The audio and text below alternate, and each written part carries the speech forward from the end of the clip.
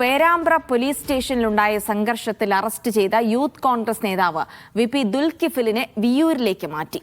Koyilandy sub ജയിലിൽ നിന്നാണ് Viyyur central ജയിലിലേക്ക് ദുൽകിഫിലിനെ മാറ്റിയത്. ജയിലിൽ ഉപവാസത്തിലാണ് ദുൽകിഫിൽ. അസ്ലം വീണ്ടും ചേരുന്നു. അസ്ലം, ദുൽകിഫിലിനെ കസ്റ്റഡിയിലെടുത്തത് എന്തിനായിരുന്നു? ഇപ്പോൾ വിയ്യൂർ ജയിലിലേക്ക് മാറ്റേണ്ട ഒരു സാഹചര്യം, അദ്ദേഹം ഒരു ഉപവാസ സമരത്തിൽ നിരാഹാര സമരത്തിലേക്ക് മാറിയതിന്റെ സാഹചര്യം കൂടി.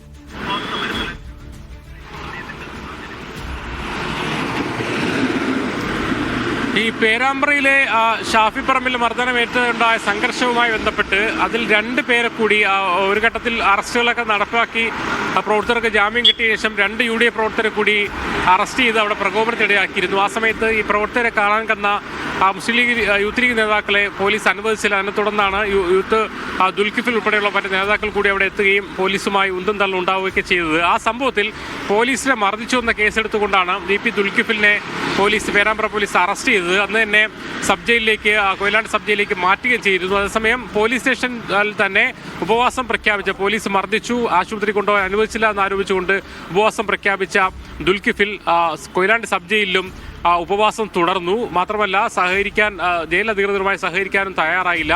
ഈ ഒരു ഘട്ടത്തിലാണ് അദ്ദേഹത്തെ കുറച്ചുകൂടി പ്രാധാന്യമുള്ള അല്ലെങ്കിൽ പ്രധാനപ്പെട്ട ജയിലുകളിലൊന്നായ വിയ്യൂർ ജയിൽ, സെൻട്രൽ ജയിലിലേക്ക് മാറ്റുന്നത്. അവിടെ പിന്നെ നമ്മൾ ഇന്നലെ പുലർച്ചെയാണ് മാറ്റുന്നത്. അതുകൊണ്ട് തന്നെ ജയിൽ സൂപ്രണ്ടുമായിട്ടുമൊക്കെ കൃത്യമായ വിവരം കിട്ടിയിട്ടില്ല. പോലീസിൽ നിന്നും അതോടൊപ്പം ജയിൽ അധികൃതരും കിട്ടുന്ന വിവരം ഉപവാസം തുടരുകയും കുറച്ചുകൂടി ഒരു സങ്കീർണമായ സാഹചര്യത്തിലേക്ക് പോവുകയും ചെയ്ത സാഹചര്യത്തിലാണ് വിയ്യൂരിലേക്ക് മാറ്റുന്നതെന്നാണ്. എന്തായാലും വിയ്യൂരിൽ പോയാൽ പോലും ഉപവാസ സമരം തുടരുമെന്നാണ് VP ദുൽകിഫിലുമായി ബന്ധപ്പെട്ട വൃത്തങ്ങൾ, പാർട്ടിയുമായി ബന്ധപ്പെട്ട വൃത്തങ്ങൾ അറിയിച്ചിരിക്കുന്നത്. യൂത്ത് കോൺഗ്രസിന്റെ സംസ്ഥാന ജനറൽ സെക്രട്ടറിയും ജില്ലാ പഞ്ചായത്ത് അംഗം കൂടിയാണ് VP ദുൽകിഫിൽ.